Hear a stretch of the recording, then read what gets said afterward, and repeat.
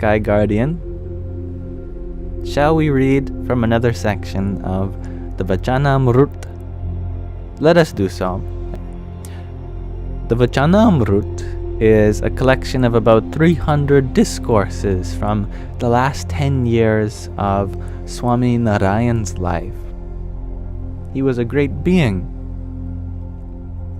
and revered as an incarnation, an avatar of Narayan in the 19th century. Today we are reading Gadhadā 135, Safeguarding One's Liberation. On Posh Vadhi the 12th, Samvat 1876, which is the 12th of January 1820 in our calendar, Swami Shri Sahajanand Ji Maharaj, which is one of the many names for Swami Narayan, was sitting facing east on a large decorated cot under the neem tree in front of the mandir, temple of Shri Vasudeva Narayan in Dada Khachar's Darbar in Gadhadā. He was dressed entirely in white clothes. At that time, an assembly of munis, as well as devotees from various places, had gathered before him.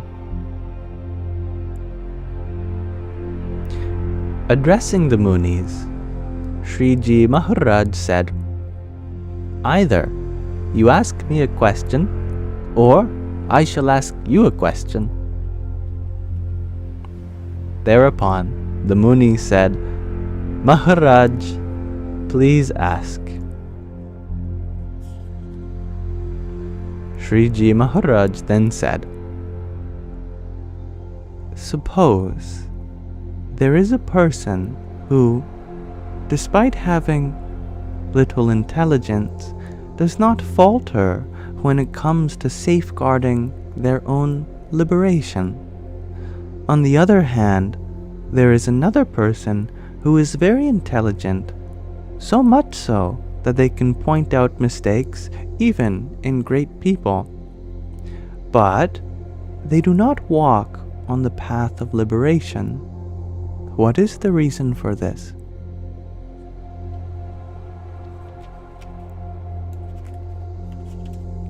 The Munis attempted to answer, but as Shriji Maharaj raised doubts, they were unable to do so satisfactorily.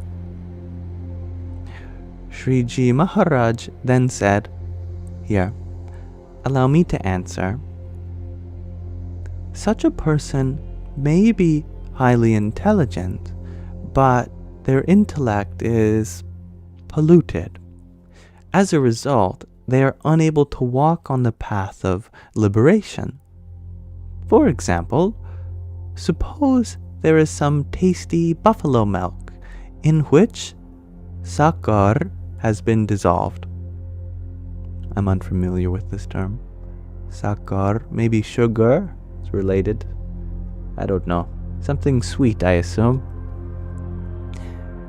Now, if a snake's venom were to fall in it, then that same milk and sakar would become poisonous. It does mean sugar? Okay, good. Thereafter, whoever drinks it would die. Similarly, such a person may be highly intelligent, but they have perceived a flaw in the great Sant, which means saint, or that source, God.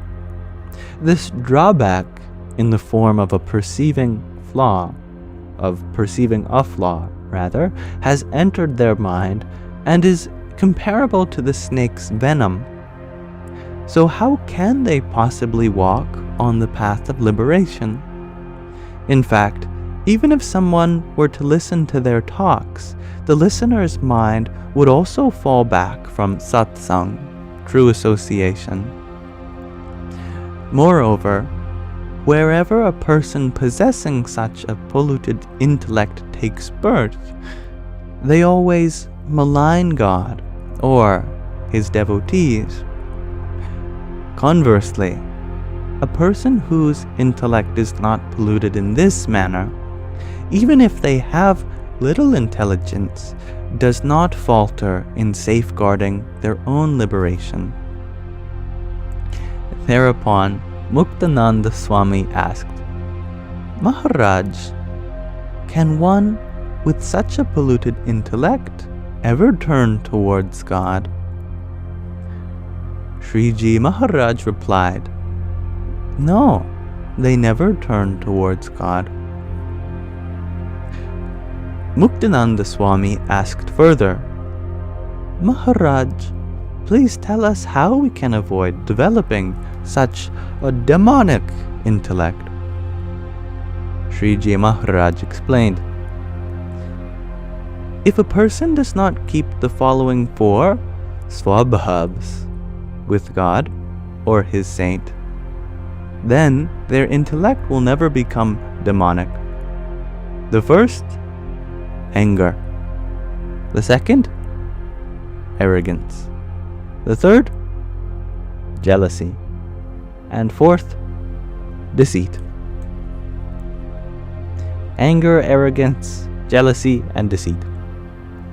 If, however, they keep even one of these 4, then their intellect will become demonic, just like Jai and Vijay, who I believe were gatekeepers in one of the celestial abodes for Narayan, and they had committed some sin against their Lord, and so their fate was to be reborn in the world as demons for 3 lifetimes.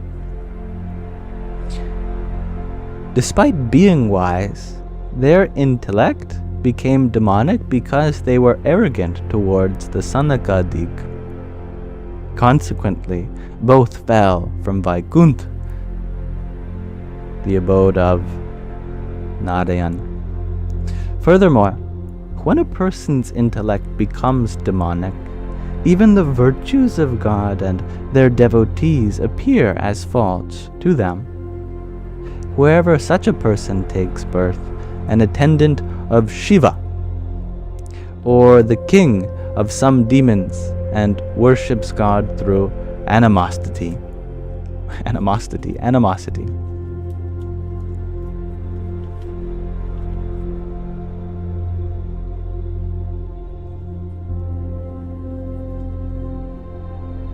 Thank you for listening. So, 4 things to avoid: anger, arrogance, jealousy, and deceit. Similarly, it is more important that we stay on the path rather than being very intelligent but going on some other path. That is what I get from this section, at least. Is that my favorite book? Says Pluto, the Vachanamrut. I have been enjoying it so far. I don't know if I would say anything is my favorite book, but the reason we're reading it is because it was gifted to us by one of our Sanghis, participants, and that book means a lot to him and his spiritual upbringing, and I thought we'd bring the Vachanamrut to a Western audience. There really isn't anyone reading it. If you look up English Vachanamrut, I'm pretty much the only one reading it, at least online. Now that's going to change soon with a mutual friend named Shambo, who's going to be reading it on Instagram, which will be lovely, and I'm sure he will do a much better job than I will, because I was not born into or raised with the spiritual tradition that it embodies, Swami Narayan, but he was.